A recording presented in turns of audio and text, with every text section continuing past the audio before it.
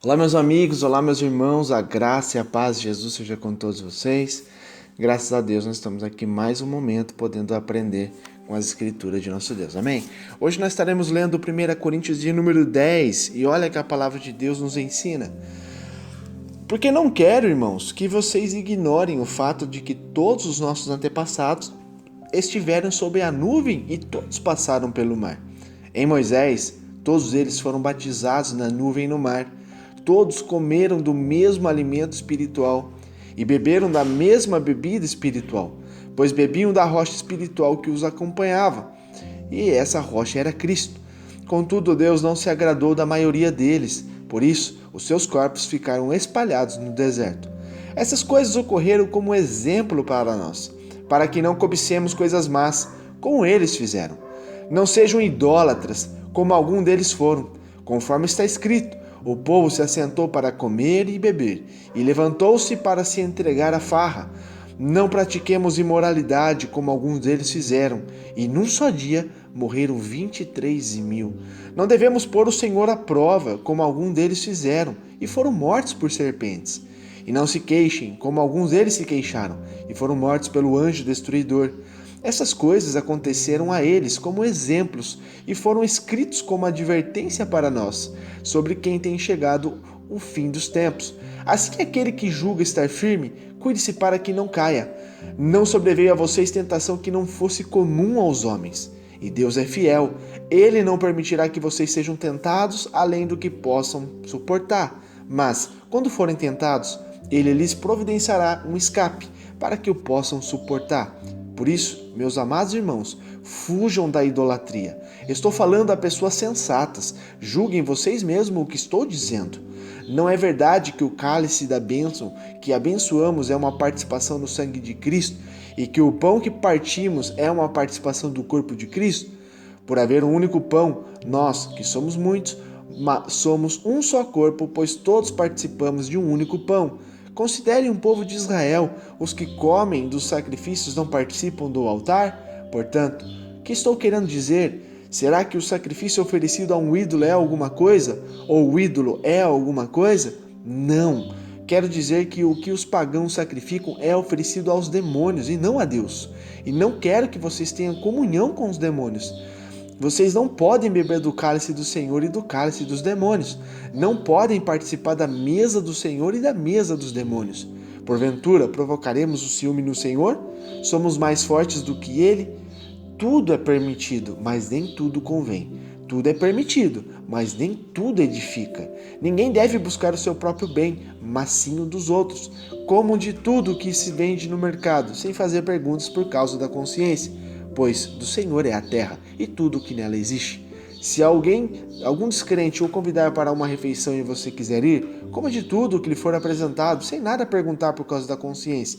Mas se alguém lhe disser: isso foi oferecido em sacrifício, não coma, tanto por causa da pessoa que o comentou, como da consciência, isto é, da consciência do outro e não da sua própria. Pois porque minha liberdade deve ser julgada pela consciência dos outros? Se participo da refeição com ação de graças, porque sou condenado por algo pelo qual dou graças a Deus? Assim, quer vocês comam, bebam ou façam qualquer outra coisa, façam tudo para a glória de Deus. Não se torne motivo de tropeço, nem para os judeus, nem para os gregos, e nem para a igreja de Deus. Também eu procuro agradar a todos de todas as formas, porque não estou procurando o meu próprio bem, mas o bem de muitos, para que sejam salvos. Amém? Graças a Deus. Meus amados, olha só mais um ensinamento aqui que Paulo está trazendo para o povo.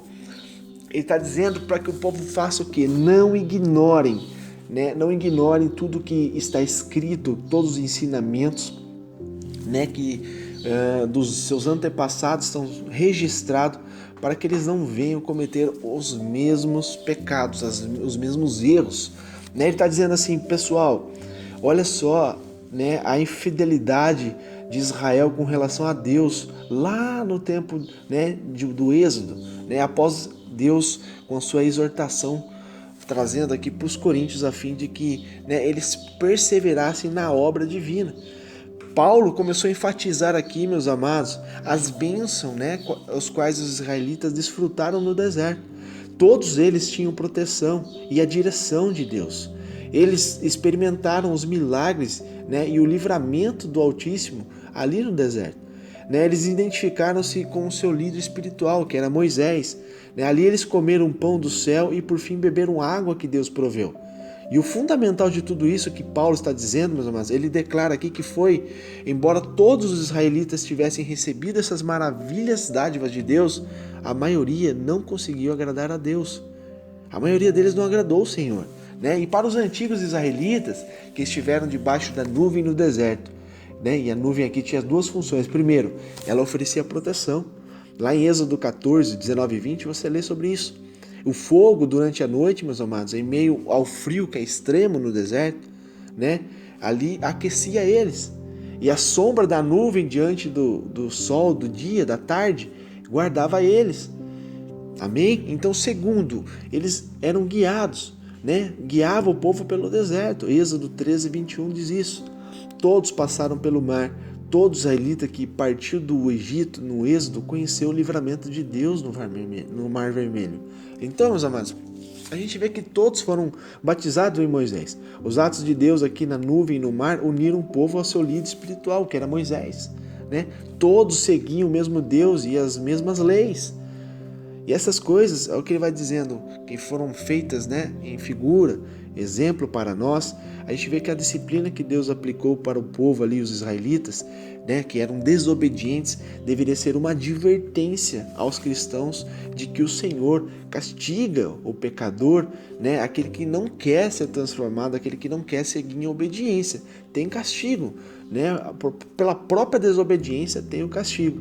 Pelo seu pecado, né? Então os antigos israelitas, eles falharam pela primeira vez quando cobiçaram. Eles não estavam satisfeitos com a provisão de Deus, mas lembraram-se da provisão que tinha no Egito. Meus amados, lá em Números 11 você lê sobre isso. É terrível. Deus libertou o povo lá do Egito, que eram escravos, eles não tinham nada. Não tinha nada. Deus foi lá, levantou Moisés, libertou o povo, levou para o deserto, que era caminho, que tinha que passar pelo deserto para ser também libertado da mente, da escravidão da mente, para chegar até a terra prometida. E nesse processo, meus amados, o povo foi idólatra. O Senhor enfatiza aqui sobre a idolatria. Então os antigos israelitas, eles eram aqui idólatras. Embora o Deus verdadeiro, né, os tivesse tirado do Egito, eles insistiam em adorar ídolos sem vida.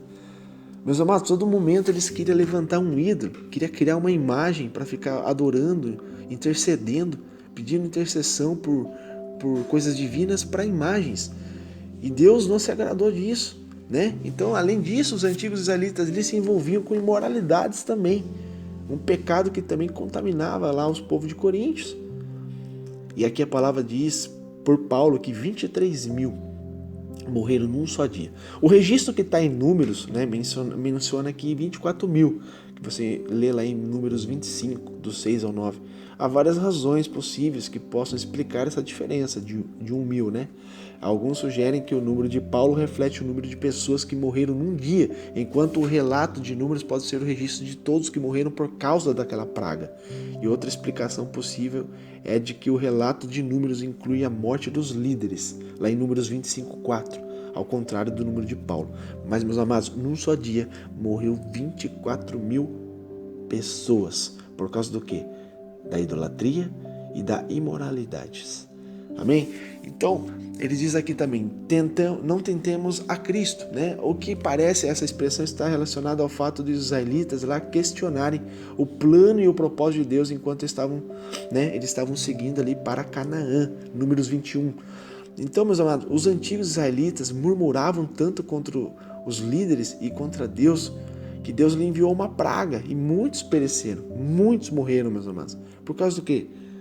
Da murmuração, da incredulidade, da idolatria, né? Das imoralidades sexuais que tinham entre o povo. Isso tudo você vai lendo lá em Números 16 também.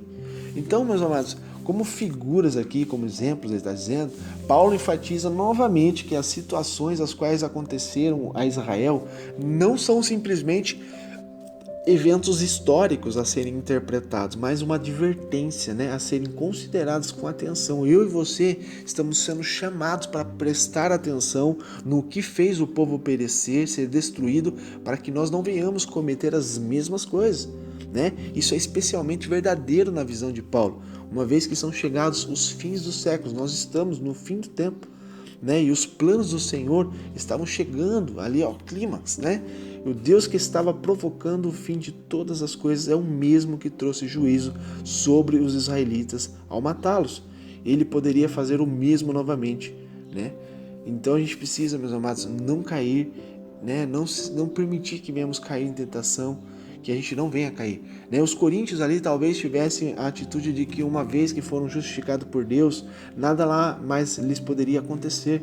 E não é isso, né? A disciplina do Senhor, no entanto, não deve ser considerada de forma leviana. Ninguém pode pecar e permanecer impune, meus amados. Gálatas 6, 7 e 8, Paulo diz também lá sobre essa carta aos Gálatas, sobre a respeito disso.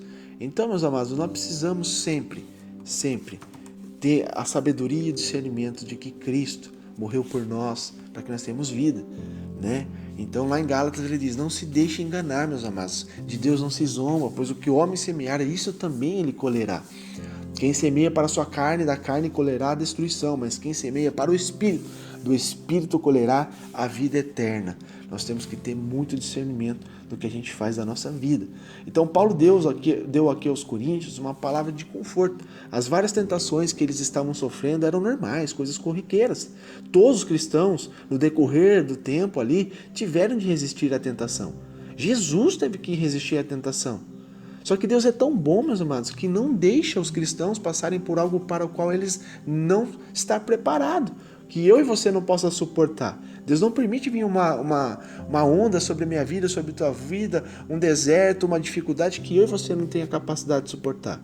E Ele garante isso. Então tudo que você passa é para a edificação da tua alma. Todas as tentações que vêm sobre a tua vida é para você conseguir vencer e se tornar mais forte. E esse é o intuito de todas as dificuldades, amém? O Senhor dará a todo cristão a graça e o poder para resistir. Além disso, a resistência trará sua própria recompensa, amém? Nessa sessão aqui, o apóstolo Paulo discutiu o problema da idolatria na igreja, ali de Corinto. A adoração de vários deuses estavam totalmente arraigada na cultura grega. No mundo da Grécia Antiga, havia ídolos ali, meus amados, nas esquinas, nas ruas, nas casas, pessoas que vendiam imagens, e várias sociedades ali cívicas, prestavam homenagem aos seus deuses favoritos. Cidades estavam adotando ali alguns como seus protetores especiais. Quantas pessoas têm hoje, imagens como protetoras, que eles ali eles peçam intercessão, Então, naquele tempo era assim também.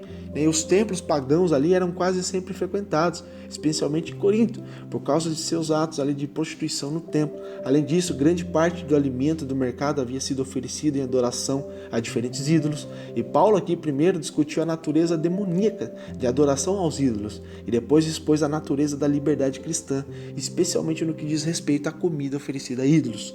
Então ele fala: foge da idolatria. A adoração pagã é uma violação da união do cristão com Cristo, meus amados. Os ídolos em si não são uma ameaça. O perigo está nos demônios, que está por trás das imagens, que sem serem percebidos pelos adoradores, são os verdadeiros objetivos da adoração a ídolos. Amém? Então ele continua assim, Paulo fala assim: fez os coríntios se lembrar da comunhão e da unidade que eles tinham quando participavam da ceia do Senhor. A participação na adoração a ídolos era uma violação dessa unidade. Ele diz assim: todas as coisas me são lícitas, embora tendo liberdade, também temos a responsabilidade de ajudar os outros em seu crescimento cristão. Nosso primeiro dever é com os outros, não com nós mesmos. Ele fala assim: comei de tudo quanto se vende. Paulo não perguntou se a carne era sacrificada no templo, porque a adoração pagã não poderia contaminar o que Deus já havia purificado. Amém? Salmos 24 diz isso. Primeiro, lá em Atos 10, 15 também. Esses versículos, meus amados, apresentam aqui um cenário em que um cristão esclarecido é convidado para jantar em uma casa particular. Se ninguém fizer caso da carne oferecida no templo, o cristão não deve insistir nessa questão, mas precisa aceitar as verdades enunciadas no verso 26. Por outro lado, se um cristão imaturo na fé ou sem conhecimento estiver presente e chamar a atenção daquele que é amadurecido em relação à carne oferecida à adoração a pagã, o cristão esclarecido deve deixar de comê-lo em consideração ao mais fraco. Então, ele diz: fazer tudo para a glória de Deus inclui incentivar os irmãos cristãos a propagar aqui as boas novas, que é o Evangelho, acerca de Cristo. Paulo fez isso quando se recusou a escandalizar judeus e gregos ou a igreja de Deus, ainda que para isso sua liberdade tivesse de ser restrita, como Cristo. Paulo não procurou fazer as coisas como bem entendia para agradar a si mesmo. Pelo contrário, ele desejava ajudar os outros, e esse deve ser o nosso desejo também. Amém?